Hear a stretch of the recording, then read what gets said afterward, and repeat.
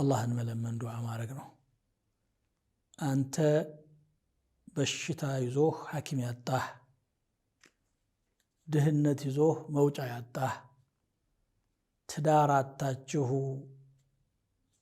ባቡሩ ያለፋችሁ፣ ልጅ አጣችሁ መሐነን ብላችሁ ተስፋ የቆረጣችሁ፣ ማንኛውም የጨነቀህ ሰው ሁሉም በሮች ቢዘጉ አንድ በር ግን ክፍት ነው። ክፍት ነው ብቻ ሳይሆን ጉዳይህንም ማሟልተህ መመለስ ትችላለህ ከልብህ ከሆነ። እሱ ምንድነው? ወደ አላህ መጮህ። ወቃለ ረቡኩም ኡድዑኒ አስተጅብ ለኩም ኢነ አለዚነ የስተክቢሩነ ዐን ዒባደቲ ሰየድኹሉነ ጀሀነመ ዳኺሪን። ጌታችሁ እኔን ጥሩኝ ምላሽ እሰጣችኋለሁ ብሏል። እኔን ከማምለክ የሚኮሩ ሰዎች ተዋርደው ጀሀነም ይገባሉ ይላል። ወኢዛ ሰአለከ ዒባዲ ዐኒ ፈኢኒ ቀሪቡን ኡጂቡ ደዕወተ ዳዕ።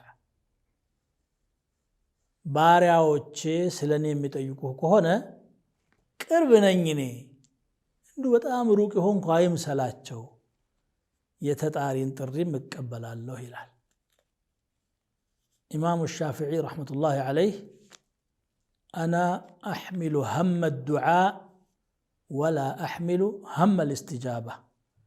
እኔ ዱዓ የማድረግ ሐሳብ ነው በእኔ ላይ ያለብኝ፣ ዱዓውን የማሳካት ጭንቀት የለብኝም። እሱ የአላህ ስብሓነሁ ወተዓላ ነው ብለው ነው የገለጹት።